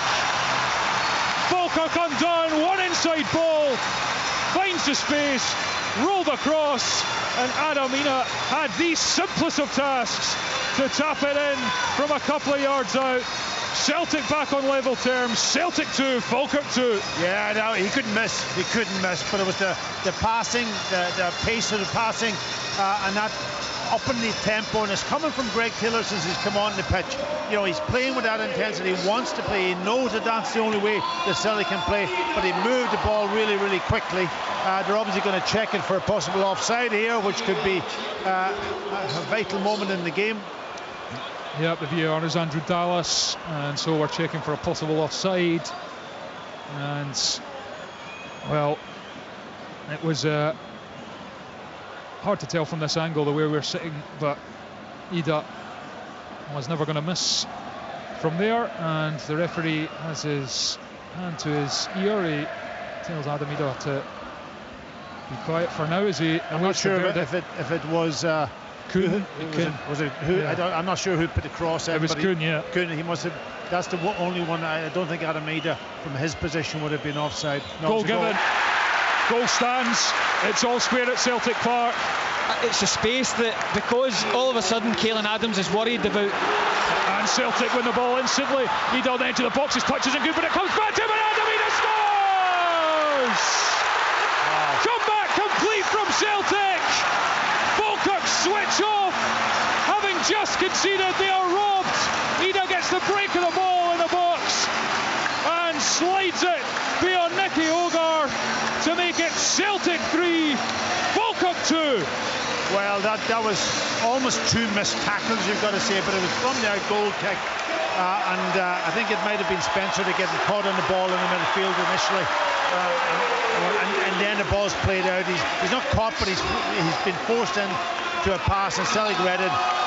When the ball comes to Ida, he almost was a poor touch. It was always a poor touch, but he's used his strength and his pace to get between the two players and finish emphatically past the goalkeeper. And Nicholas Kuhn again involved. He'll be furious, John McGlynn. He doesn't like the kickoffs going back and then back again. Celtic pounce on it. Both defenders, it's almost like they leave it for the other one, thinking he'll do it. Adam Ida burst through. I mean, you see Adam Ida go through with the pace and the strength of that. You wonder why he doesn't use it even more often. It's so difficult to struggle. Well, it's just, I mean, how many times have we seen it?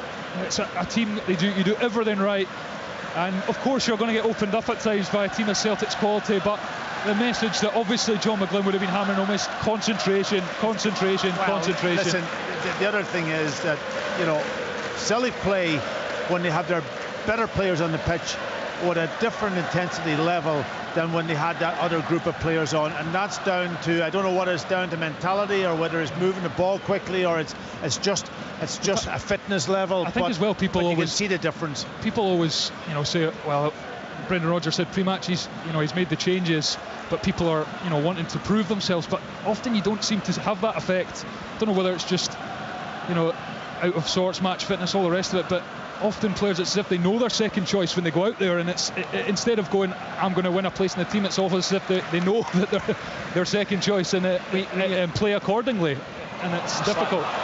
Here's Aguiman though for Falkirk. They're not done yet, and he's driving towards the right hand corner of the box, and he puts a really good cross in, but there was no one in a red shirt making the run. Well, there was. McKenna was coming from deep, but he was never arriving on time. But just a little flash from Falkirk there to show that they're not going to go away here. And a long ball for Kuhn now.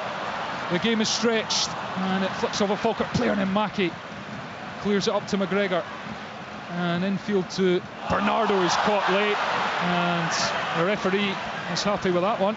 And then Greg Taylor out left puts the cross in, and Ida was lurking, but Falkirk deal with it, and then on the edge of the box it's a free kick to Celtic. Calvin Miller going down, and we'll just have a breather. It might be his last action of the day. Ethan Ross, I think he'll come onto that left hand side. Yeah, Ethan Ross coming on. Aguiman. And it's Aguiman who's coming off, and he deserves a huge ovation from the Falkirk fans, and he'll get it because he's been absolutely terrific. He's worked really hard. You can see that he's struggling coming off now. He deserves his rest, but power, strength, pace, all of those things have been involved in both goals. and has had a really good afternoon. He struggled to make a big impact in the League One winning team in terms of coming in from Kelty because he needs grass. A lot of the Falkirk games last year, the teams were playing against a packed defence and there was no grass, and John McGlynn kept saying, be patient, once we get into the Championship we'll have grass to run into, you'll be a big asset for me, and he's proved true to his word and he's really kicked on. Celtic 3, Falkirk 2. There's a scoreline after 75 minutes in this League Cup quarter-final. Falkirk having led twice but conceded twice in 2 minutes to Adam Ida, and it means they trail for all their good work as they look for a switch of play to set Keelan Adams away, but it's overhit and behind for a Celtic goal kick. And yeah, just what the boys have been saying, just Nicholas Kuhn, one of the subs, and he's been involved in both goals. And yeah, well listen, they've got Kuhn on, they've got Ingles on. I think the one Taylor also, you see him every single time that he's driving into midfield. What a difference since he's come on with tempo, and he's created. He's up the tempo just by his movement and his work rate. Taylor nods it away from Tate for Bernardo. Sorry, on that point, anybody that is given young Scottish players stick, he's an example. He's an example of one who has come through sometimes tough times from Celtic supporters. Strong challenge. He's come out the right way. Yeah, sorry, Packy, that was a strong challenge there on the far side. And Sean Mackey, I don't think he needs to make it. He's never going to get to the ball first. Nicholas Kuhn's in control of the situation. He's fired through. It's a card defence all day, and I think he's got himself hurt in the process. Yeah, frustrating one with John McGlynn. You just see him standing on the edge of the dugout there watching on. Terrific job he's done, and they've put it up to Celtic like no side so far this season has put it up to Celtic. But it's an unbelievable lesson for them. Within a crazy couple of minutes, they end up being in a very great position of seeing this game out to be a goal down. Quite incredible. Yeah, absolutely. And Celtic now on course to be in the hat for the semi-final draw, which takes place shortly after full time here. We'll bring you that when we have it, and unless Falkirk can conjure another special moment or two, they're going to head out for all their bravery here and throughout this campaign, of course, beating Dundee United in the groups, Hearts in the last round, and they have been exemplary here but trailed by 3-2, and it's Ralston who's going to take this free kick right on the right-hand touchline for Celtic, and he's asking for someone to show for him. Eventually Bernardo comes across, Ralston gets it back, and then Welsh with the pink boots to Kasper Schmeichel, right-footed pass to Welsh, and Celtic Park is calmer once again as Ralston goes back to Schmeichel, and he was under good pressure there from Miller, but it went round the corner to Taylor. There's Bernardo over the halfway line, gives it to Yang on the left-hand side, and Yang tries to get away from Adams. He's so quick though, and he gets back, but Yang cuts inside. Ida on the edge. Engels tries to force it to Ida. Ida with a strike, dummies, then gives it to Nicholas Kuhn. Kuhn with a cross blocked, and comes back to the winger, puts it up in the air, and Falkirk clear. Gary Oliver has fired this out towards Tate, but it's too far in front of Dylan Tate. And that's Kuhn had a great chance there. I think he's taken an extra touch when he didn't have to. All he'd do is get a strike away. Again, Adam Ida using his strength to set him up. I think Adam Ida's thought about hitting it, and that extra split second has cost Nicholas Kuhn probably the chance of getting the strike on his left foot. There's Stephen Welsh along the grass to Austin Trusty. Dribbles forward. Miller now tiring as he chases. Yang infield one to Bernardo. Back to Greg Taylor on the left-hand touchline. He's coming infield. Greg Taylor knocks it back to Trusty. Square for Stephen Welsh, and Celtic calm now as McGregor looks for Ida. Intercepted. Gary Oliver picks up for Falkirk. Now Spencer, and then a handball, and prevents Sean Mackey from getting on the end of a clever pass and setting up the counter. And they go quickly, Falkirk, as Mackey has it. It's forced back to Brad Spencer. Spencer curls it to Keelan Adams. Have Falkirk got one last moment in them to try and at least get back on level terms? And it's a ball looking for Oliver, and it goes through to Kasper Schmeichel, but Stephen, they look like a team who are tired from all their exertions, and that confidence has just been dented. And yeah, they look leggy. I think a big thing. I mean, Gary Oliver's done fine when he came on. He's won fouls, he's held the ball up, but they lose that extra bit with Ross McIver, that aerial threat that carries, and at any time you can find him with aerial duels. So a big loss, and you hope that his injury's not too serious. Greg Taylor, he was redeemed, wins back the ball after giving it away initially, and there's ball in fight for Nicholas Kuhn, flag down for now. Kuhn's one-on-one with Hogarth. It's Nicholas Kuhn, and that will surely be that for Celtic.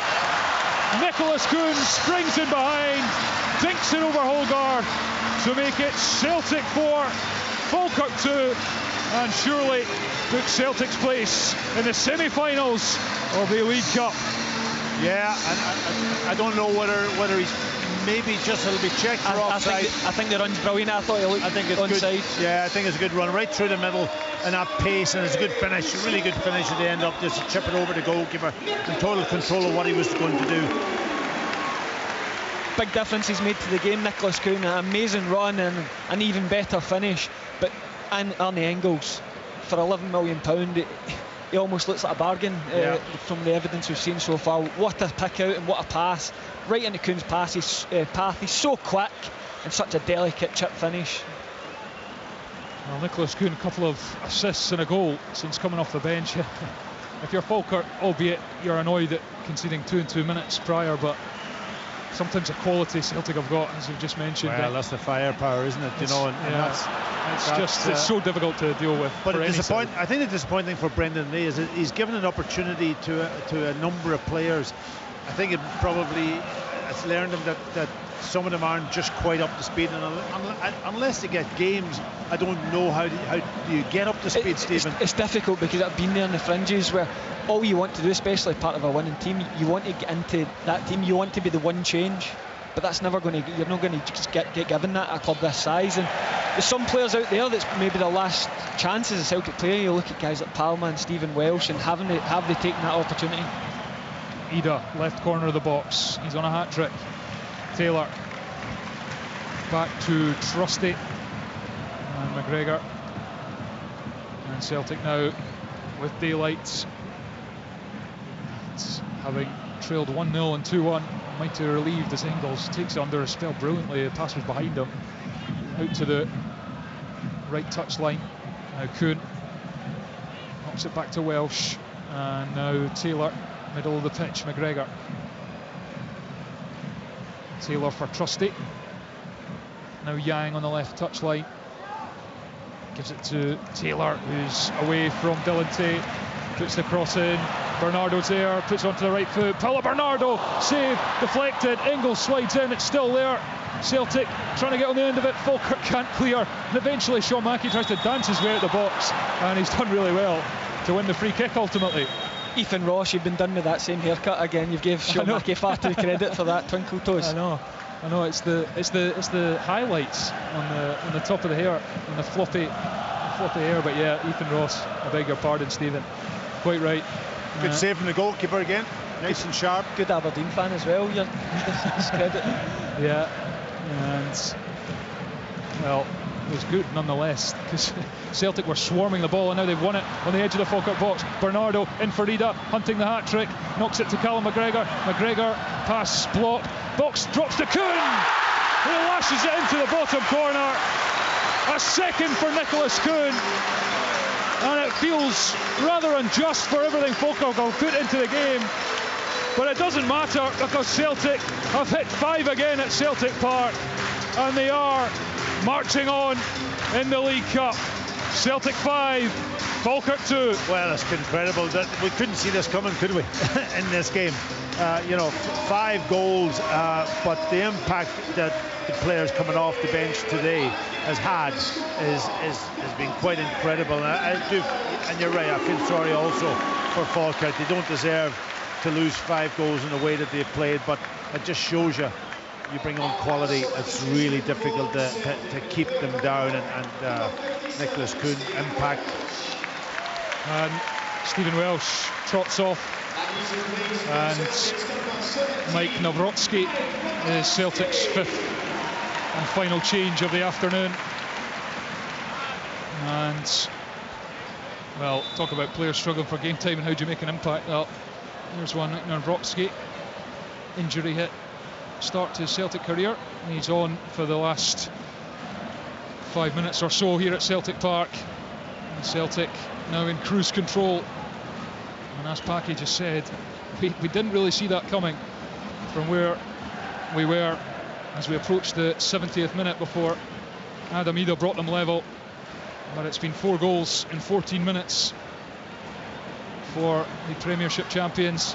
And now Yang has played in behind. He's on the left-hand side of the box. Keelan Adams sticks to his task and gets a foot in and knocks it to Dylan Tate. He goes with a big, long, raking pass, but Nawrocki is in front of Gary Oliver.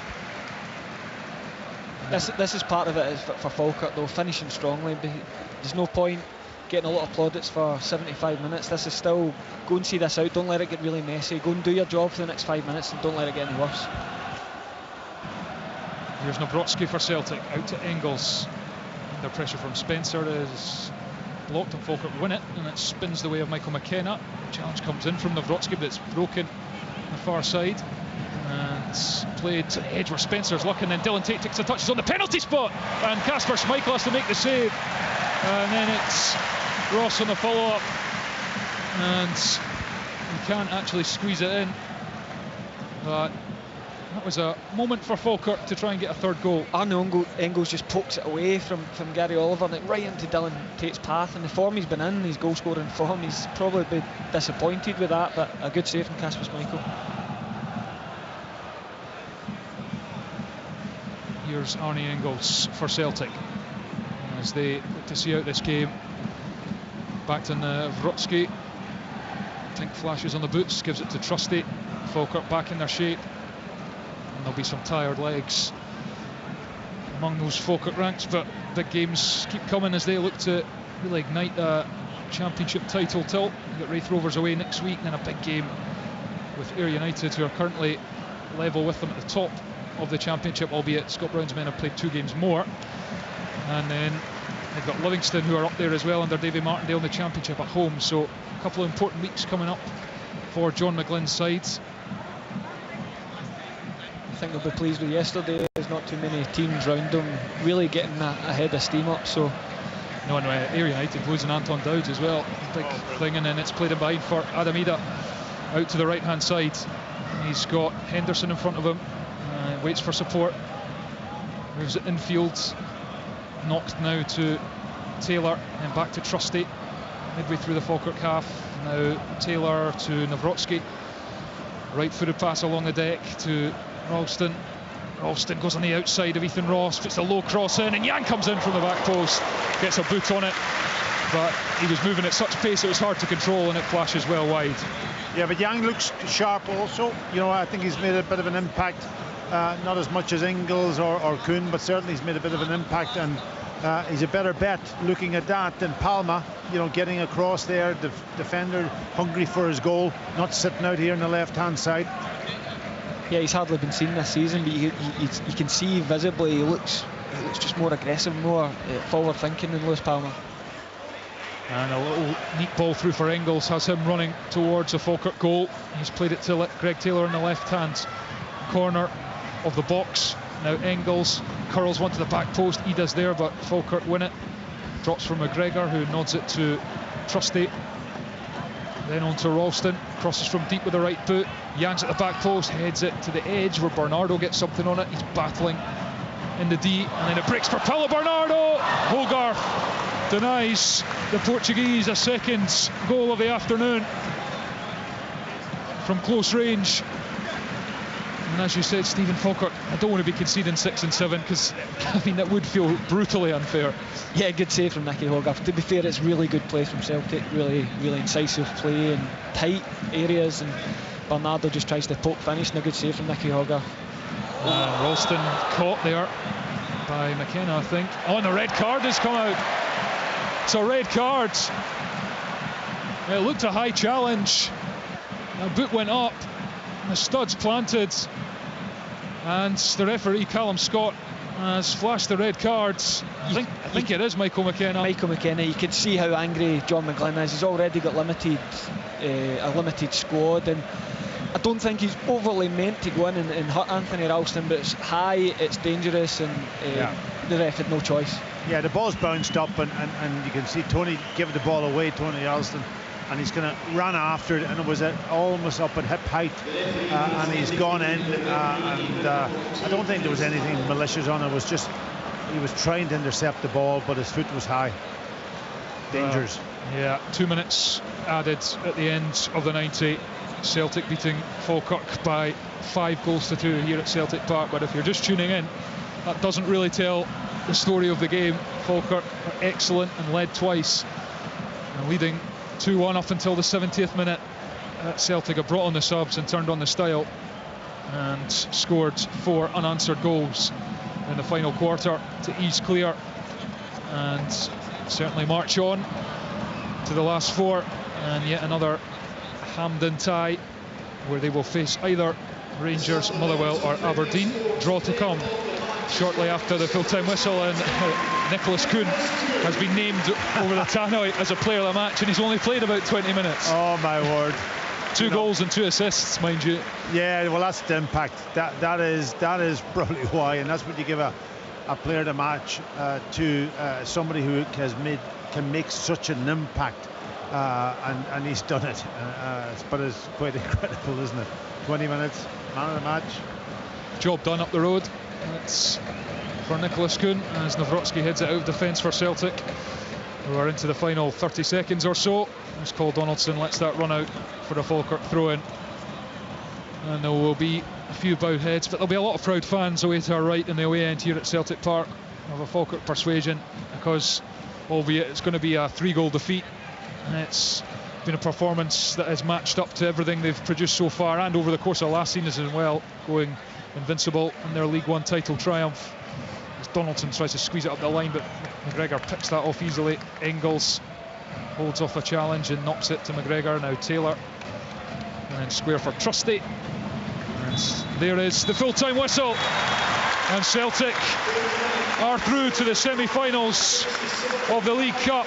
But boy, were they made to work for it by an incredibly impressive Falkirk side. We knew they came here with form, and they were up against a Celtic team that made 8 changes, and for 70 minutes they were the better team, you have to say. The Championship side took the leads after 11 minutes through Ross McKeever, pegged back by Paulo Bernardo on 20, but then deservedly got themselves back in front through a brilliant Finn Yates header after Aguiman's cross, and they led and were fairly comfortable right up until Celtic made the changes, brought on the likes of Engels and Kuhn made the biggest difference because he came on, laid on 2, and the game really turned on the 70th minute. Adam Ida tapping in Kuhn's cross, and then a minute and a half later Adam Ida scored a second to get Celtic into the lead for the first time, and from there they just coasted clear as Kuhn ran in behind and added one for himself, chipped it over Hogarth after being played in behind by Engels, and then rounded one off by smashing one in from the edge of the box to give the scoreline a very comprehensive look. But as I said, that really does not tell the entire story of this match. Falkirk go across to applaud their fans, and they will get plenty of applause themselves in return, because they were magnificent for 70 minutes here at Celtic Park. But in the end, as we all expected, Celtic simply too good over the 92 minutes. It's finished here at Celtic Park in the League Cup quarter-final. Celtic 5, Falkirk 2. The Scottish League Cup.